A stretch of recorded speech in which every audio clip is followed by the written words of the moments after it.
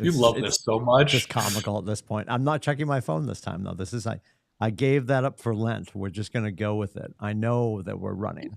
It is just before 11 o'clock. It's not network television. Everybody has important places to be at noon o'clock. So we're going to get started and get underway. We've got the Samantha Catterall from the ALC. Not a sports injury. It's your Associate Leadership Council. We'll talk about what that means.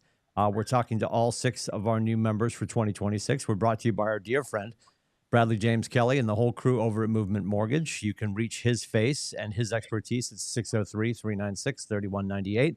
I'll probably say this a couple times in the next 60 minutes. If you haven't used them, that's just dumb with a Z, D-Z-U-M-B. You should use Brad. If you're not using Brad, you should feel guilty. If you don't, I've got buckets of it. I'm Irish Catholic. We're in the middle of Lent. You should be using Brad.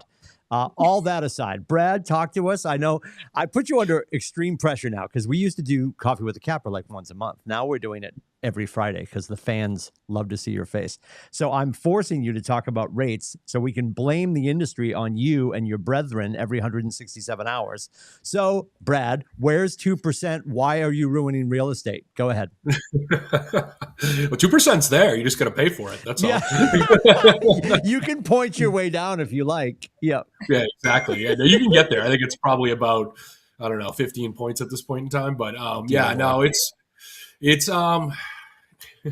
so I always feel like I all the things I always say to people, like, or I talk about, do you want to lock now or do you not want to lock? And I was like, all the things that drive rates down are typically the negative things in the world, right? Pandemics, things of that nature, and war.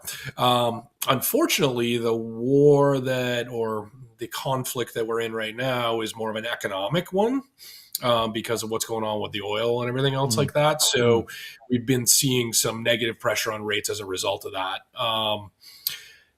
My gut is this kind of settles down and gets cleared up and whatnot, we're going to start to see them come back. And actually, I think in the long run, we will probably see more improvement from it because there's a lot of signs pointing at, the amount of money that's being spent and things like that is going to lead to more of a recession type environment. So, so we'll see. But the rates were before, like right up till we started in Iran, the rates were trending down.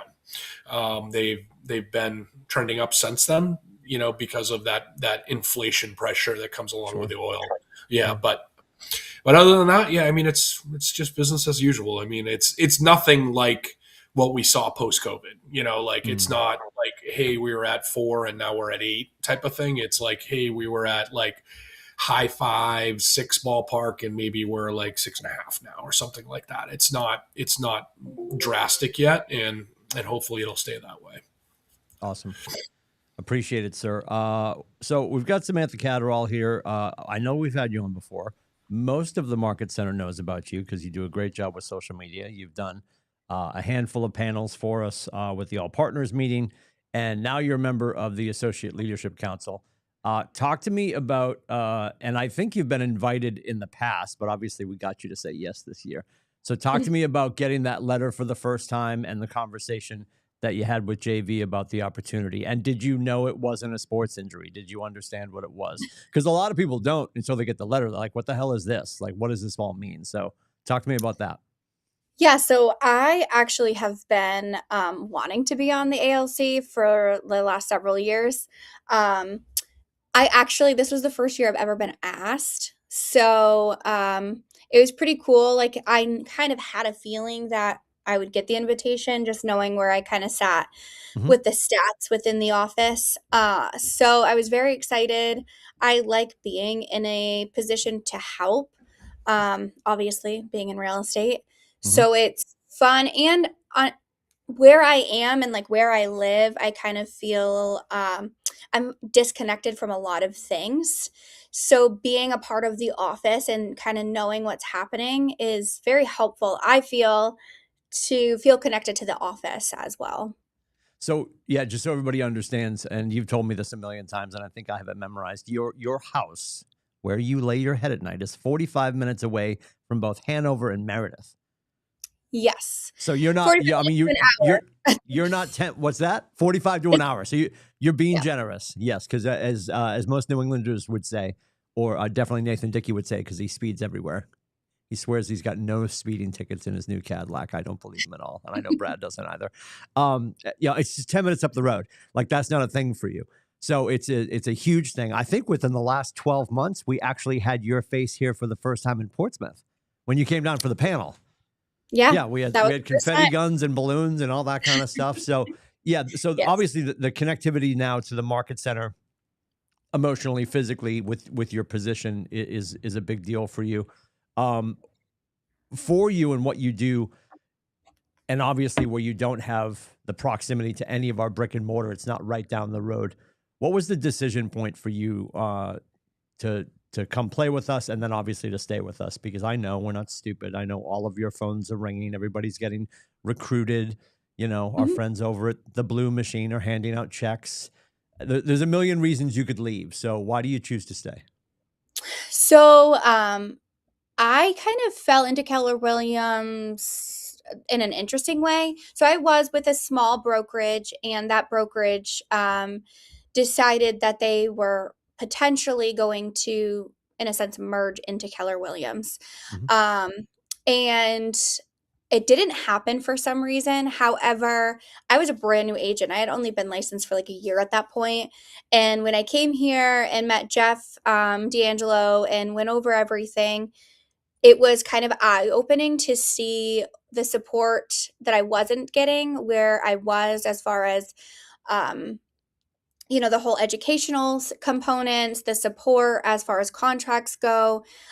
Anytime I had a question, I had to call the broker of that office, and it depended if he answered or not, because he was also in production and trying to sell property. So he wasn't always available I himself. love that you didn't say selling property. You said trying to sell property. You're like, take my call, stupid. I'm already doing it. No, I'm sorry. Yeah, well, I'm sure he's well, a and wonderful person.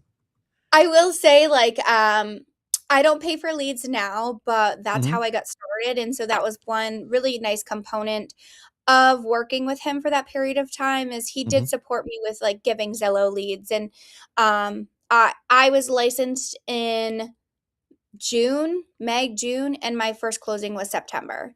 So I was pretty quick, but it was COVID and it was that crazy housing market, and so I was working with a lot of people that contacted through Zillow. And he just unfortunately just didn't have the capability of giving me the support that I needed, and the education. That's where I felt I was lacking, because I needed to know how a contract worked. I needed to Mm. know, how to negotiate. I was sending documents that I didn't need to be sending to listing agents. So coming here, meeting, and like seeing what you guys have created with the educational, the camaraderie, I really loved. And then I had also run into a team. So I went into the team concept, and that was, fun while it lasted. Mhm. Yeah, you also, I mean, if we're being, I'll attempt to be polite here. I know you're sitting in her office. You were also sort of headlocked by your dear friend Shannon Casey as well. Like you had the ability to be right under her wing, right? And have a lot of tutelage from her as well as you were joining us, which can be a overwhelming experience because there's a lot, we call it getting Kellerized. The Kellerization process is Mhm. timely. And like, I don't think there's a single person, even Nathan, doesn't know all the things about Keller. There's something new every day. There's probably some Mhm. acronym you don't have memorized. Let's back up a little bit. Get us to real estate. So, I know you've got a military background, and we're going to talk about that because you do. You're one of a handful of agents that proudly and consistently and successfully do VA loans, which is it's a thing. Nobody's going to die. It's going to be okay. So Yes. talk about your journey. Like talk to us about school, where you grew up, and introduce yourself to everybody who hasn't really met you yet. So I grew up in the Haverhill, New Hampshire area. I graduated from Woodsville High School, and a very small What was the town. graduating class? 16? I mean, be honest. Actually, we had the largest class at the time, and it was like 18. 80 students. Okay, I'm just kidding. Um, but but the school itself and where I live is a little different. So we have villages, and then outside towns that funnel all their students to Woodsville. So the class sizes do get larger as you grow into high school. Okay. And while I was in high school, I actually went to, we have a technical center that was attached to it. Actually, it's in Vermont, so it wasn't physically attached, but you were able to attend. And Mhm. I did cosmetology, which is not really any different than real estate in a sense. You still have to sell yourself and Mhm. share, basically that you're good at your job. And when I was in cosmetology, the National Guard recruiter was always there because the barracks was right down the street. And I had a lot of friends who decided to also enlist in the military. And so I decided I was going to do it. Okay. Um, Real estate was not on my radar at that time ever. I actually wanted to become a Vermont state trooper or a New Hampshire state trooper. So that was why I went into the military, to get some background in it. Mhm. Um, so I graduated, and that September I left for basic training, went through basic training, went through the schooling and all of the education that I needed. And then I came back. And when you're in the National Guard, it's a little bit different. You don't like get sent off to another state and, you know, work full time. So when I came back, I actually only drilled once a month. Okay. And at that time, my mom actually got me a job as a housekeeper at Dartmouth Hitchcock. So, and she got me an apartment all figured out. Mind you, I paid for everything, but she helped me and assisted me Sure. with getting me Sure. there. So I worked cleaning the hospital for about 6 months when I returned from the military, as well as doing the military stuff. And what happened was I actually started working for the guards full time in a sense, Mhm. because our supply sergeant got himself in a lot of trouble while he was overseas on the deployment. So they didn't have anyone to kind of man anything that was happening in the barracks. And so for a period of time, I was doing that. And then, What is back up? What happened overseas? Did he have too many cocktails or too many girlfriends? Like, did he start a family overseas? What happened? I don't really know the whole story. I just know Okay. that a lot of night vision goggles went missing, and they're very Oh. expensive. Oh. Mhm. Oh. Yeah. Little what do they call it? They call it Alibaba, I think. I think eBay overseas is Alibaba, so maybe he was Yeah. making some money. Free Making some. shipping. Yes. Yes. So Incredible. All right. Yeah, fun time. those aren't $17. I have to imagine he did okay with that. Yeah. So he Well, probably did some time too. and in the guards, I mean, I don't know about any other state, but I know Vermont National Guards, you have a lot of partnerships with like Darn Tough, because it's a Yeah. Vermont business. So Yep. we were getting socks and Oakleys. We were getting Oakleys. So like there was a lot of things happening that should not have been happening at that time. But I was able to work essentially full time there. And then I got pregnant with my daughter. So all of my police academy wishes kind of fell out the window, The which trajectory changed. Yeah. it Okay. did. Yeah. And we had to pivot. And at the same time, I was also in community college. I was going for criminal justice. So I just moved back home with my child's father. And, we did the whole married life and Mhm. the fun stuff, built a house. And during all of that time, I actually went through several different jobs and careers. I have ADHD really bad. And so What I was have that a again? I wasn't paying attention. What did you say? I have a really hard time staying engaged with something. And so for me, finding a career that I loved was hard. Um, I have worked when I was pregnant with Molly, I worked at Walmart as a donut maker, um, cake decorator. Hated that job to no end. I'm not a morning Kate, can you person. imagine me in the bakery? Would have been fired inside of 10 minutes. Would have Yeah, been no, fired so quickly. Go ahead. it was not it's not fun by any means. And then from there I worked for I went to try to work at an insurance office, and I Mhm. went through all the classes to become an insurance agent. I could not pass the test for the life of me. I, I'm not laughing about you not passing the test. I can't imagine with your identified and diagnosed ADHD that you're like, I mean, and I love my dear friend Ryan Collins. It's just not. There's not a lot of shrapnel there. There's not a lot of excitement there. It's very tab A sloppy, renewing policies. I can't Mhm. imagine.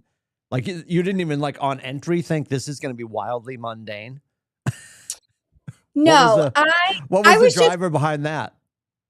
I was just trying to be a good parent at that time and create some sort of financial consistency that wasn't I Walmart. I appreciate that. Yes, decorating cakes Not does not make the same money. I appreciate that. No, and not that there's anything wrong with Walmart, because let me tell you, some of those Walmart store managers, they make some Sure. money, and I just didn't wanna be there. I didn't know what I really wanted at that point. I mean, life changed dramatically and very quickly for me, and, You want to so I second guess your career? I'm just going to throw this out for anybody that's a fan. If you've ever been south of the Mason Dixon line and you've been to a Bucky's, right? Right? yeah. And you're standing there. First of all, Brad, he loves it. You're standing there filling the car. Bucky's, like, I mean, and historically, I will give in this part of the country, or at least in this region, historically, Irving's are pretty clean outside, relatively clean inside, depends on where you are. Um, Bucky's, they Windex everything all of the time. It's always super clean. And you're standing there at the gas. Next time you go, if you're on a road trip down south, as you're standing filling up your vehicle, you can go inside. It's a whole massive store and that's a whole nother show inside. They have listed on the gas pump all the openings that they have for their staff. And to stand there and you're filling and you're like, oh my God, okay, if I was the general manager of this store, I'd be making $225,000. Like they pay amazing amounts of money to be a manager at a Bucky's or a Busey's, if you want to do the different pronunciation. But yeah, I can imagine Walmart, if you're there and you hang in the trenches, you can probably work your way up to a decent number for sure. Yeah.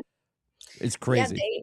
they do really well for themselves, and I mean, that's why people stick with Walmart. They have they have insurance, and they have all of the stuff that you're supposed to have, and that's what they teach you when you're in school, is that you're supposed to find a career that gives you the insurance and gives you the 401k and gives you all of the things. And so that's what, I was just trying to do the right thing. Yep. I didn't know what I was getting into, and it didn't pan out. However, from there, I actually fell into another sales role. I applied for Tender. It's not Tinder, it's Tender. Everyone. I was like, wow, you're sitting in Shannon Casey's office and you are just leaning into it. Yep. Yeah, no, Tim, nope. Tim, stop giving Tim so much, like slow pitching Tim left and This right. is Like, it's too easy. It's too easy. Yep, nope. It Oh. was Tender. Go. I'm listening, I promise. So, Tender is a Yep. company in New Hampshire that does, a lot of people know the company from Afterbite. So Afterbite, Ben's bug spray, Natrapel bug spray, they do first aid kits. Okay. The big thing that when I was there was what they called the itch eraser.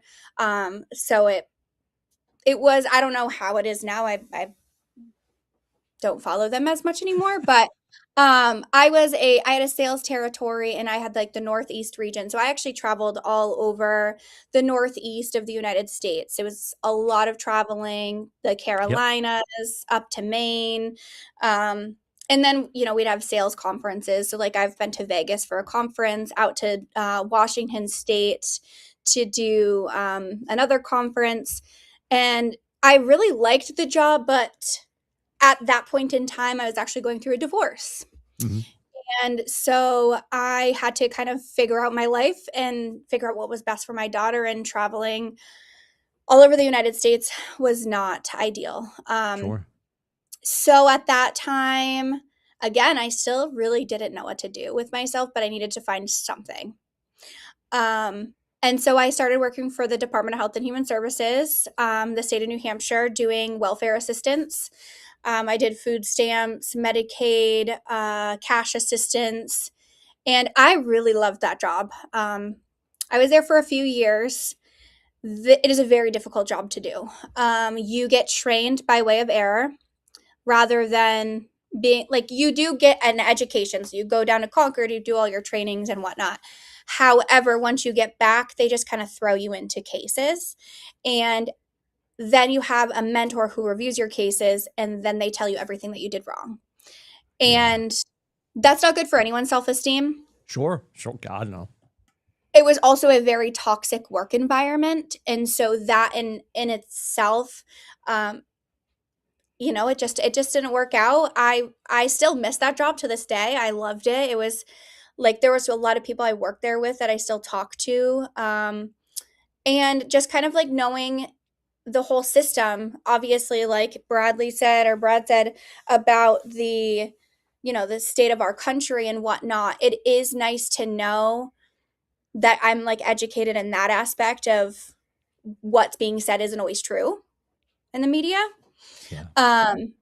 And so like I really like to have that component in that side. And people still call me to this day and ask me questions like, hey, what like if I wanted like medical insurance, like what do I have to do?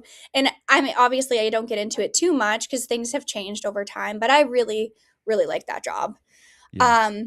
You still getting phone calls from Tender? Sorry, come on. Timmy, come on now. She's just still- talking it's- about how she it- likes to give back. It's still lukewarm. It's still lukewarm. Well, It's all let me ask you though. Like when you said they basically train you from failure or from error, and I appreciate that. Talk to me about the toxicity standpoint. Like in what regard was that environment? It just seems to me like everybody in there, you're not going in there to make your millions. You're going in there to obviously be a nurturing individual. You're helping people through rough times, patch things together. Like what piece of that was toxic? I would say just like the work environment itself. When you get into office settings, it's not toxic or it's toxic, and you just unfortunately there's not always people that want the best for you in those work environments, and that's kind of what happened. Yeah. Okay. And it was tough. I mean, a lot changed. Like a lot of the bosses, the supervisors, they ended up like moving on to other things, retiring. And so then people in those positions then became those type of people. It's like, you're working away and then someone's standing behind you watching over your shoulder, the micromanaging. And that's something that I don't do well with. I was a I was a very troubled child. I got in a lot of trouble growing up. And I don't handle being told no and what to do very well. So it really reminded me, being in that work environment reminded me of kind of my childhood. So it just didn't work. I did go back, like I left for a period of time and went back because I missed it so much. And then I was reminded, okay, this is not it. This is not for me. But being in that field, I was like, well, maybe it would be really cool to become like a DCYF worker. And a lot of people don't know this about me, but when I was 15 years old, I was taken out of my home by DCYF. I had a stepfather who was he was a huge alcoholic and very abusive. And we like weren't getting to school, and just a lot of bad things were happening. And so I obviously have that heart for helping people. And so I wanted to maybe get into that field. So I kind of started the whole college aspect of trying to do that. At that point, I had already had my associate's degree. And I was working on my bachelor's degree. And I do have my bachelor's degree now. It is in business rather than anything else, but it took a long time for me to get to that point. Sure. I went through like human services and criminal justice and all of it. So a lot changed over time. But again, I think it's a lot to do with my ADHD, not knowing what I wanted at the time. Sure. Yeah. Yeah. I think I'm fascinated, and I think any parent that has any short person at university right now, I remember how my mindset. Like I grew up in a household that was just like, you're going, figure out what you want to do, you're going to school, and I sort of felt the same way, but at the same time, like if Aiden told me, like, he's like, I think I want to make pottery. Like I wasn't going to do 4 years for like that. I think it has to be like you're going for something that requires a degree at this point. And I'm not speaking for everybody, but I certainly know, like, I think if you want to be a writer, get on the internet and start writing. You know, like if you want to do, there's a myriad of things that you can do other than, and at the same time, I think, and I know Bradley will agree with me on this one. I think the college experience is the relationship building. It's the and honestly, if I'm hiring somebody coming out of university, the dumbest thing that most companies say is we need somebody with more experience. A college degree tells me that you are willing to do something for 4 to 6 to 8 years, depending on what you achieved consistently. Like you went through the mud for at least 4 years. Like that should be your entry point to work for any company. Not like you just got your degree, you head off into the workforce. They're like, oh no, we need somebody with 10 years experience. Well, then you shouldn't have an Indeed ad that says we want to talk to everybody, you know? But I think for you, it may be taped together with a whole bunch of different ideas of what your degree was. And at the same time, the experience and everything you did that got you here is incredible. You're a lot like Alice Kabaki. Alice Kabaki went to Tufts for social worker. And now here she is in real estate being a social worker. Like you bring all of that passion and all of that heart. And I was going to ask you, what's the thing from working for the state and with Medicare and welfare and all that stuff? How it's obviously translatable. What's the thing that you see time and time again with your transactions now with real estate that reminds you of your old job that keeps the passion going? I would say it's the people. You always have to manage, obviously, the expectations. Yeah. And every single person, I mean, I deal with a lot of like lower price points than I Mm-hmm. do higher. And so I deal with tough situations, and that's what I was dealing with the state as well. I'm working with people who are literally at a breaking point. They literally are the lowest of lowest incomes looking for help to get food, to get security, to get anything that they can get. Sure. And so I feel like it does transpire over into real estate because people in real estate, I mean, I've just dealt with my first short sale. I'm dealing with a foreclosure. I mean, these are really hard times in people's life. So the whole empathy side of the conversation, that's huge. Again, like not dealing with $1 million properties, although there could be, I don't know, like every transaction is so different. Mm-hmm. But however, when I'm dealing with these really tough situations, it does bring me back to kind of working in that state level of with the welfare and helping people. That's really the gist of it. So you get to the point, like where on this journey does the real estate part come in? With everything else you're doing, when do we finally get to real estate? So real estate. So after I left the state, I actually needed to be closer to home. So I started working for the electric company. And Of course you did. yes, I know. Oh my God. I've had the You have the greatest resume ever. Mhm. Yeah. That's why I don't have a resume when I go to my listing appointments, because people are gonna be like, this Yeah. lady's Yeah. crazy. I had a paper route. I did Yeah. cuticles. Yep. Yeah. So, and I work for like it's called Member Solutions. So when you call in and you need help with like your bill or whatever, that's where I worked. And then COVID happened. And I remember sitting in the cubicle watching the news with kind of the other girls that I worked with. And basically our supervisor came in and said, if we have to close down tomorrow, who has to work from home? Like who has kids? And so that was me. I had a daughter who was in kindergarten at the time. And so we transitioned completely home. I was also pregnant with my son at the time. And I worked through COVID on the telephones from home. But we have to remember during COVID, people didn't have to pay their electric bills until they did. So the job was really easy for a period of time until I was at home with a newborn and a kindergartner who was trying to be taught on Zoom. That was awful. It was the worst. I never want to wish that upon anyone. Yeah, you told me about that. That had to be a bunch. And ironically, for people that are scoring at home, today is the 6th anniversary. It was 6 years ago today. It was Friday, March 13th, that basically we're all going home like, I don't think there's school on Monday. We're only going to be closed for 2 weeks, though. Little did we Yeah. know. Yep. Yeah, I had my son was also that age, like similarly age, Sam. And if I give you all the credit in the world because he like literally, we have 3 kids and they were scattered all over the house here. And my wife's a teacher, so she took him into Everyone her was world. home. Yeah, yeah, yeah. And it was like it literally, she was in our bedroom.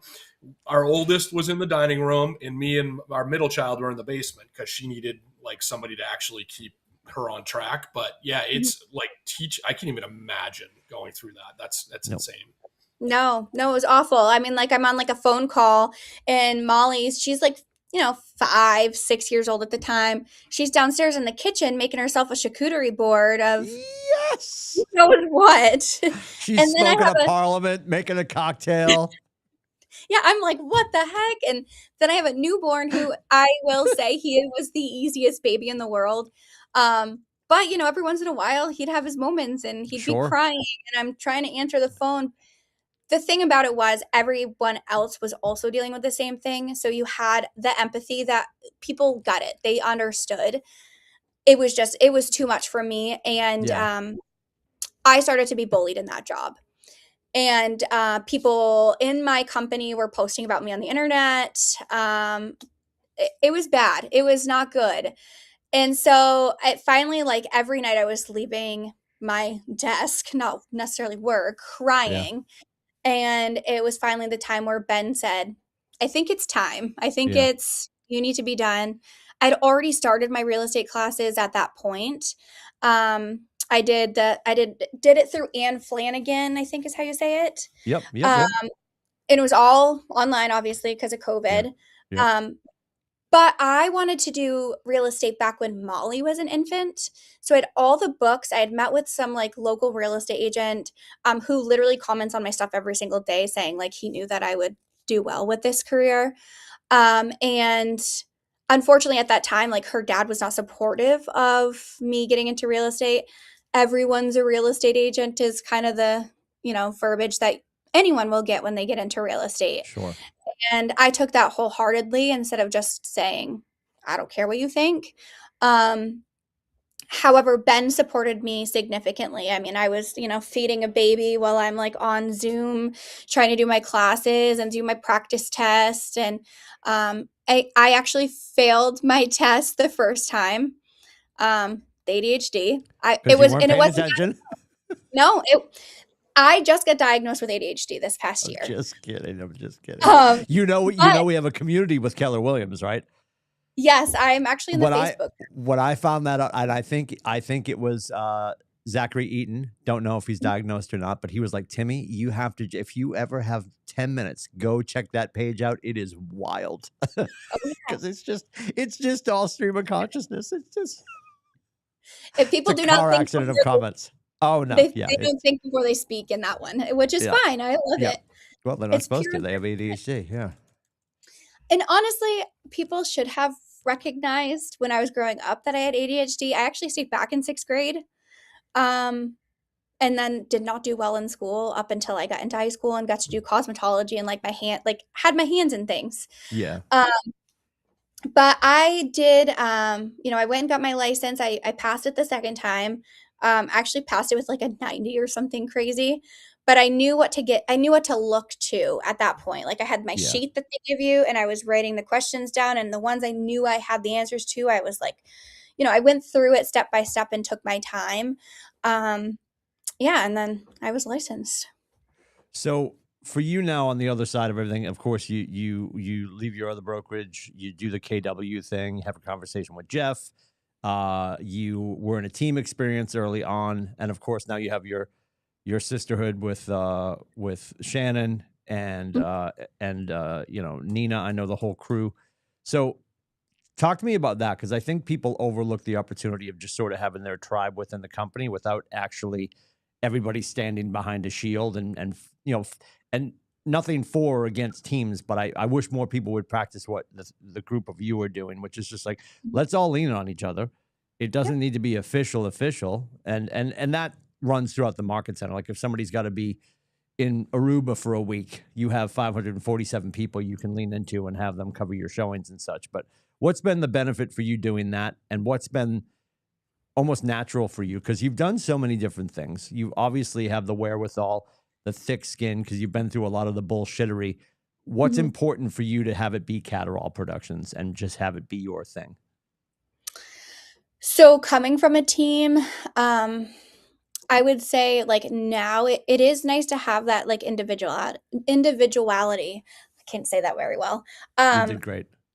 I I love having the support of the girls, because like you said, like if you try to go away for vacation or even like family reunion, things like that, Yeah, it's nice to have that support, but also I don't necessarily need the team dynamic at this point. Um, for me, like, I'm in a whole of the state, and so, like, it's not easy for me to get to, like when I was on the team, I was driving an hour to Laconia, and anything I needed, like, they would require me to come get my open house bag. It's just easier for me to do that stuff at home. I got you. Uh, However, having the support of the others, like, we share a CRM, because we use Brivity, so we share a CRM, but it's also to support Shannon and I, because Shannon and I are so listing heavy, where we can, like, funnel off leads in Brivity to Nina, or if Katie wanted one, or, Yep.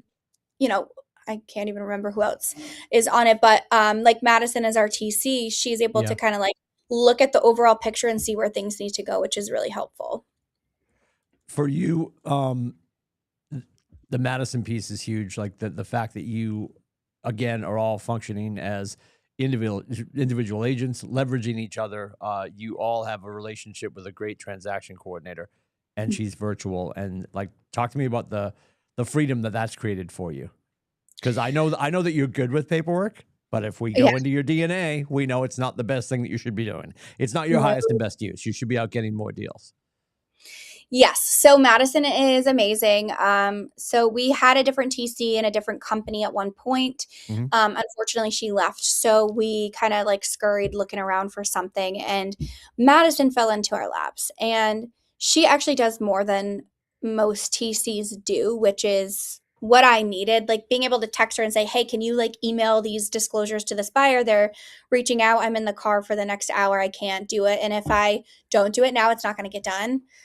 So having that component of it is huge. I have a call with her once a week. It's maybe 20 minutes, and we go over every listing I have, every transaction I have, every listing coming on. And she actually is able to do a lot of the back end stuff. So she's emailing listing updates, like my sellers get a email every single week with information on how many houses have sold, how many houses have come on the market, how many days on market their house has been, as well as how many like saves, views on any of the real estate platforms. So that has helped tremendously, because those are things that sound really wonderful in my brain to do. However, we know I'm not going to do them. Yeah. Yeah. Well, for you, it's getting deals. I definitely want you to talk about the social media piece for sure. And it's funny because I feel like when I watch the content that you make, you're really good at, and I would not be good at this at all. I mean, I love it as a viewer, as a consumer, but and it's so many people do it, and it's such a great effect. It's just that cutscene. Like if somebody's cooking and it just keeps chopping to the next, pun intended, to the next Yeah. thing that they're doing. And you've done a lot of those where like you're either cleaning out a rental or, and it's just cut you at the car, you back inside the house, all that kind of stuff. To me, that's an overlay of your prowess with the social media. It's also you doing a lot of things as a real estate agent, going above and beyond. And I know everyone would be like, Timmy, we all go above and beyond. No, you don't. Some of you don't. Like, just go talk to your priest. You don't. Like, there's a lot of you that do. I would say you go over the line. I'm going to go back to Alice Kabaki because she is guilty of being, a social worker at heart too. That whole marriage of getting to do the social media, and you're doing that obviously to advertise what you're doing. You do a really great job of what Gary Vee was talking about at Family, which we'll talk about in a second.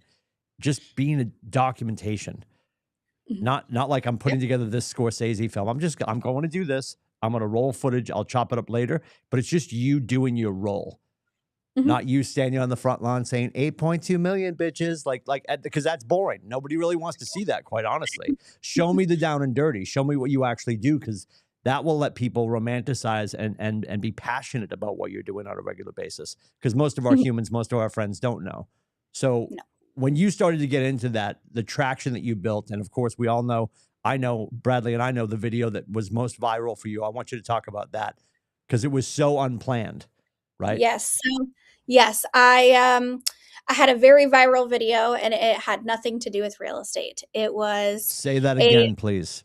it had Say nothing it. to do with real estate.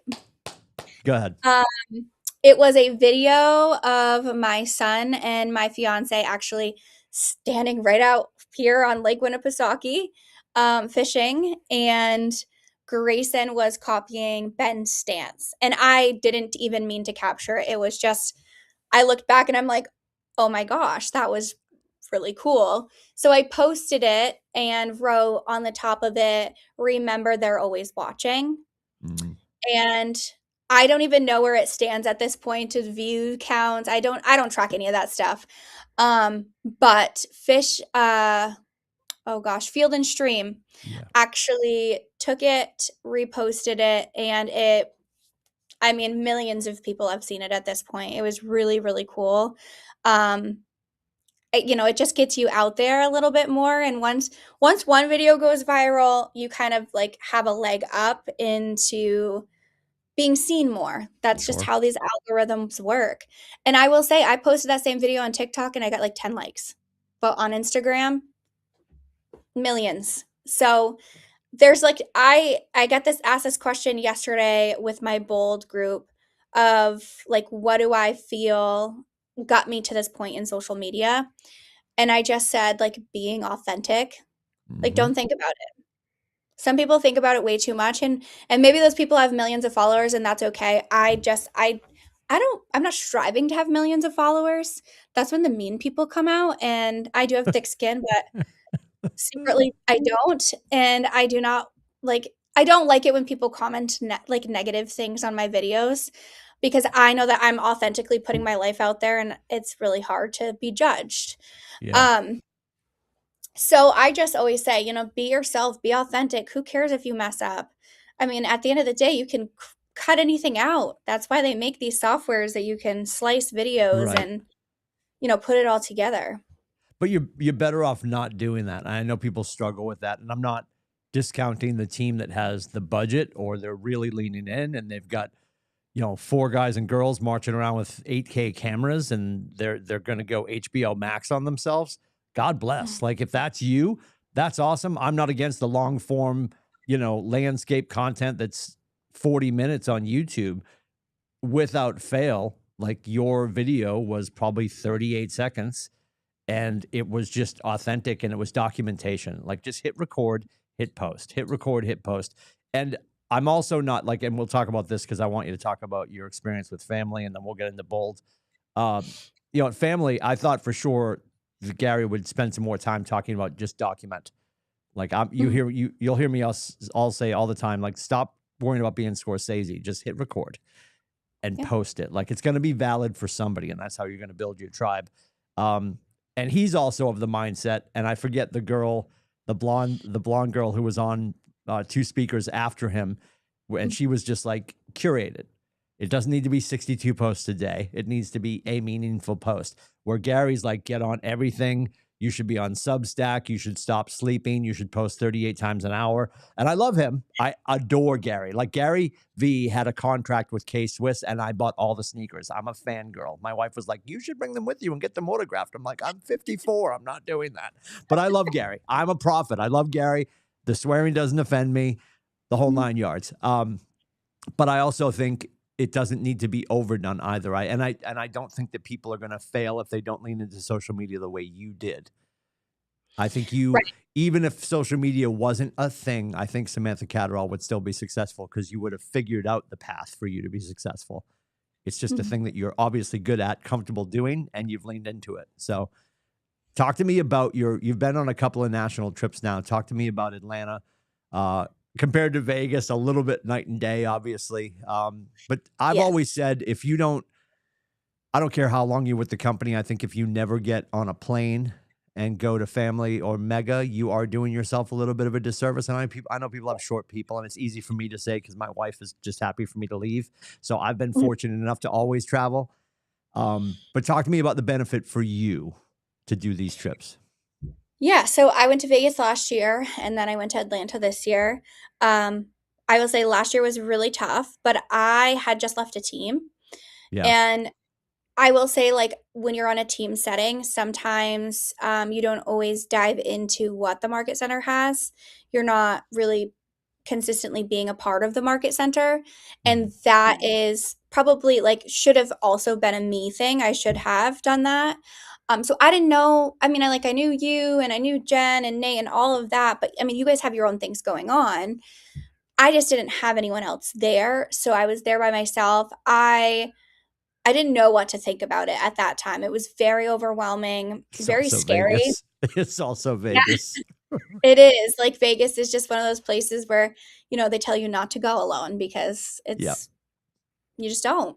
Um, and I enjoyed it, but I also was super homesick, and so Mm. I didn't get to enjoy it at the level that I wanted to enjoy it. I will say this year was significantly different. I was able to attach myself to some lovely ladies who Yeah. really kinda just, like, took me in. We did a lot together, and, when that was their first time going, so it was kind of fun for me to be like, "Oh, well, this is not like how it was last year, or this is how it was this year," and just to, like, encourage them to also go to their own breakout sessions because it is hard to separate yourself. But we all went to different breakout sessions to see, different topics. We all have different things in our businesses.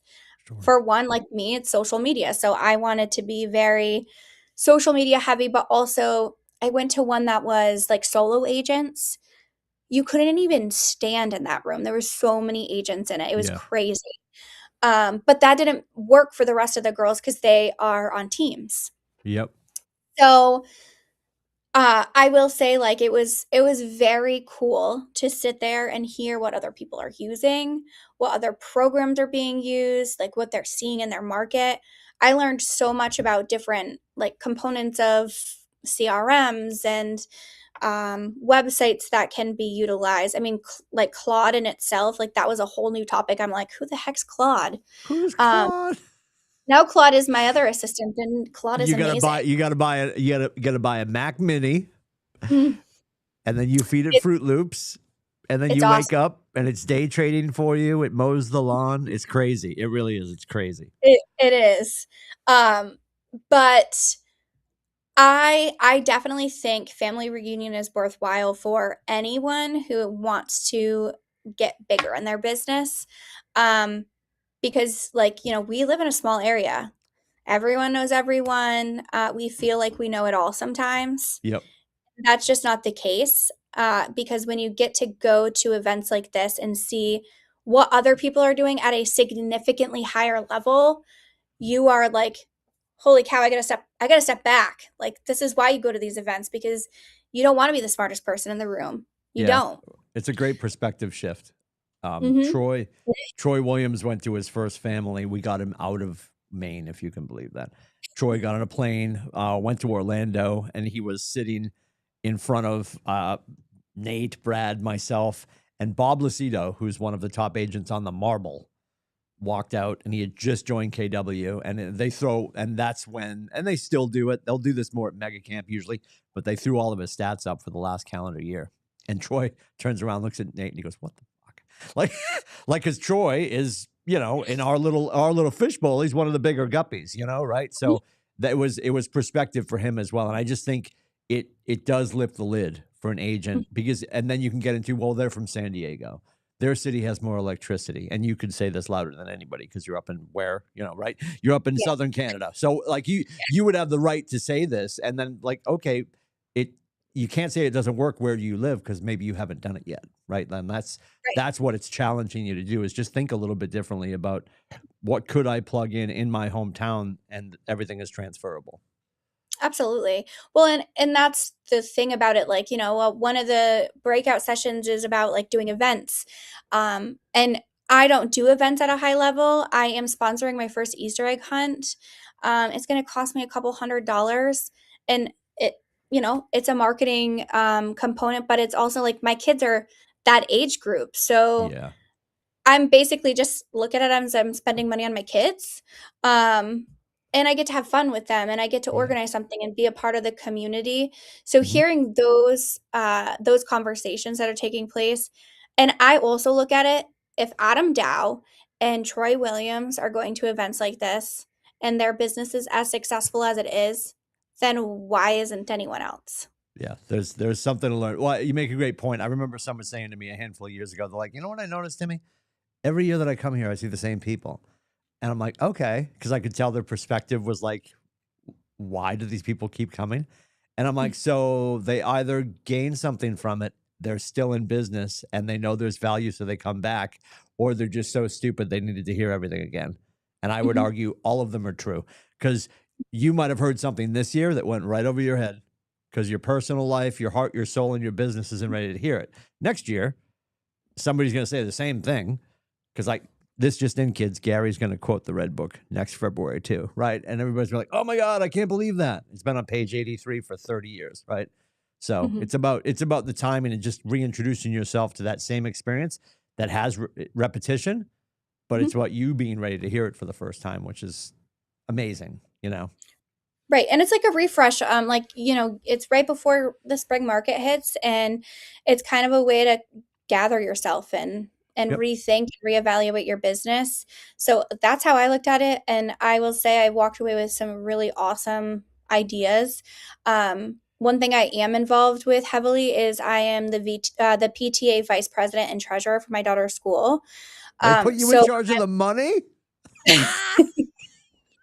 bad idea, I know. You're like one, two, three. Somebody walks by with a dog. You're like, shit. One, two, Yep. three. We actually Sorry. get a money counting machine because we actually do this we do a huge fundraiser every fall. It's a soccer tournament. We do Oh, concessions. We make like anywhere between $13,000 to $18,000. there's a $500 gap there, by the way. Yeah. Well, you One, see, two. I walk around with these all Oh the my time. God. Oh yeah, it's great. And I mean, we'll have like 3 of these, and I'm like, I can't count all this. I'm gonna mess it up. This is Yep. not good. But You have to like the deposit that in the PTA account, not the tender account, just so you're correct. careful. Yeah, different account. You Yes, can't always hand commingle the funds. Yeah, no commingling of the funds. So I know you've got a hard out at 12. Bradley has to go back into hair and makeup. I'm sure there's a sandwich and a cocktail waiting for him. It's Friday and he's wildly successful. Talk to me about your bold experience. I know this year, some first for you, your first year on the ALC, and we're so thrilled to have you. And this is your first ever bold experience, I believe, unless I'm making that up. So talk to No, me about that. You're 2 sessions in. You guys have 4 weeks left. You'll graduate on April 7th. I think people would say, wait a minute, Catterall's been in this. She's on the ALC. She goes to Mega and Family. Like, why in the hell does she need to go to this class? Why would she do that? yeah. I honestly, I had never done it before, so that's why I decided to go ahead and try to do it this year.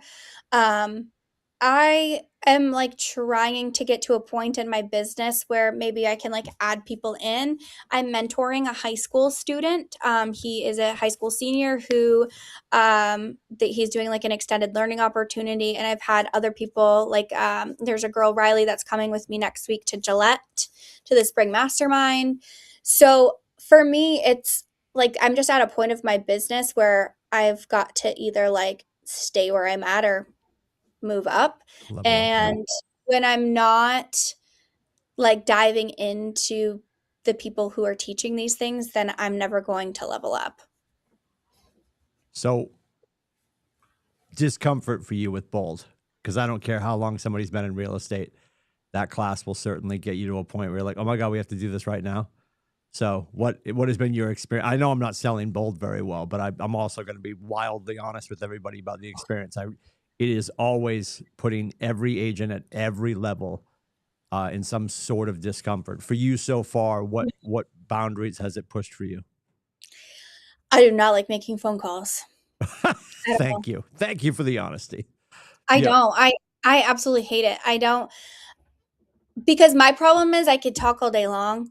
Mm-hmm. So once I get on the phone call with someone, it's going to be an hour. And it's like, it just, that's my like fear. But I also sometimes get in my own head of like, these people don't want to hear from me. And it's Yeah. no different than social media either. I mean, Yeah. I always get in my head of like, oh God, I've posted too much, or oh, I've done Yeah. like, so that's definitely for bold, I've kind of struggled with. So I kind of go the texting route, to be very honest.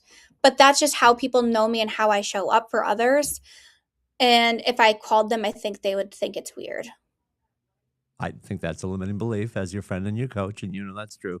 So let me say this concerning that, because I know for you, I know the cadence of the course, because at last June when we had Onward Bold here, agents were coming in here. Can we use your office, Timmy? We have to shoot some content, and then they were using their camera, using their phones to shoot each other's content for social media. That's going to be where you're just like easy, record, post, done, because you're super comfortable with it. Go back to week one, because I know this happens in session one, which was back on March 10th. Uh, Vishay would have asked all of you at some point, okay, you're going to call a friend. You're going to say, I'm in a class. We're having a contest. I need to find people that need my help. Do you have a referral for me? Whether you partook or not, Dr. Catterall, is not really my question. I trust that you did. We had people in that room, I'm sure, on that day that were completely against doing it, did it, and came back with success stories. Yes. Mhm. Yeah. Yeah. Like that to me is always just like, how can they not remember this later? Like Right. Thursday afternoon, how do they not remember that this happened? Like, just call the people and it will take place. Yeah. What's been the thing that, and I know we're only 2 weeks into Bold so far. What's the thing that you've implemented or you've started to approach differently from the class thus far? So you get your accountability groups, and Yeah. um, being able to have like the accountability partner. I mean, I Mm, have that in a sense with Shannon, but sure. we're two different like ends of the spectrum when it comes to business. Um, so for me, like being able to check in with people, and we're all about the numbers. I've been able to clean up my like CRM and really start getting back to people at the level that needs to happen. Mm, Um, I get a lot of texts and a lot of emails and a lot of phone calls every single day, and it's really hard to funnel through all of those when you're alone. So I've been able to kind of keep up with that a little bit more, because I know at the end of the day, I need to send my numbers to the group. yeah. I So always find that's that fascinating when you guys finish week 2, which was just this past Tuesday. I'll have somebody knock on my door and they're just like, "Oh shit." And I'm like, "What?" They're like, "They put us in teams." I'm like, "Yeah." They're like, "Well, I don't want to let my team down." I'm like, what I want to say, because I'm an ass, is like, "Well, you've been disappointing your family for 10 years. Like, what is it? Like, why do we suddenly not care? Like, what, why you've got 5 people who you know, but it's not your wife, it's not your husband, it's not your partner, it's not your short people. You know, your cat's starving to death, but suddenly you have this massive guilt because you got 6 people sitting at a table with you that you feel, handcuffed to. I love that pressure is there, and I love that it makes people move forward. Um, I think the positivity of that room, and I don't know if it's happened yet because I don't have a trail cam set up. I should have done it. I think Bold doesn't really hit till somebody stands up and shares and cries, and that will happen at some point. Maybe it's already happened. I don't know if it has, but like yeah. the room at some point will crack and the emotions flow, and I think that's good for our market center. We're so excited to have it back here, terra firma, because historically you have it off campus, and we've arm wrestled with Texas for a couple of years about having it here to have the Mhm. good juju back in the building, especially post COVID. So, um, few more minutes before we wrap up. What are you most excited for right now with the industry? And I know it's got all of its challenges. Bradley was talking about rates and war and all the stuff, all the uncertainty on the planet. But for you, when you think about your prospective next customer, consumer, client, like what excites you about the industry right now and the opportunity? I will say like a portion of my business is manufactured housing, and I've always wanted to like I really like the design aspect of real estate, and so I'm not going back to college. At this point, like I'm done. One more Um, degree. Why not? Oh, I'm so good. And, I at one point I was trying to go back like to do interior design, but it just doesn't work. I can't. So manufactured housing for me has been a huge component, because it also is helping with the issue of housing. We don't have enough inventory. Yeah. So we're going into mobile home parks and co-ops and finding empty lots and putting brand new houses up, which is what we need at in the state. I mean, we've talked about this for years that we're lacking inventory. Yeah. And so we're creating that opportunity there for maybe like the lower income, although I will say some of these park fees are literally insane. There's one I have right now, it's like $672 a month. I'm like, that's Wow. crazy. Mm. But we're creating these opportunity for like maybe the lower income levels to be able to get into their first house. But we're also creating inventory by removing grandma and grandpa from their 4-bedroom home to a single level 2-bedroom home. And guess what? Now that house is open for a family to move into. So I really love that aspect. I just actually left meeting from the manufactured home company and we got to tour the home. We picked out a floor plan. We picked out every design element that they want. So that for me is really fun because it's exciting rather than it is stressful. I'm not going to lie. It is stressful for a lot of people, Yeah. but it is also a fun opportunity because they get to pick everything. Like this Yeah. is their new house, and then they take a lot more pride in it, and they're much more excited for it than having to move into someone's home that they didn't take care of. And oh gosh, when we close, we're gonna have to take care of the roof, or we're gonna have to paint that room. This is much more exciting. Yeah. Samantha Catterall, if somebody wants to get a hold of you for a referral opportunity, or they'd love to pick your brain, or maybe take a plane ride up north and buy you lunch so they can find out more about what you do, best way for them to get a hold of you? My cell phone, it's 603-348-1831. Love that. Brad Kelly and his team available at 603-396-3198. Call him during Patriot season, especially when they're home, because he's probably at the game and No, you'll get. I don't go anymore. Timmy. I know we've all I'm retired. done. I know. I'm just joking. I'm retired, but Sam, thank you for sharing. That was an awesome story. Like, I was actually at the end there. I was like, okay, so where's she going with design and mobile homes? I'm trying to figure that one out. Yes.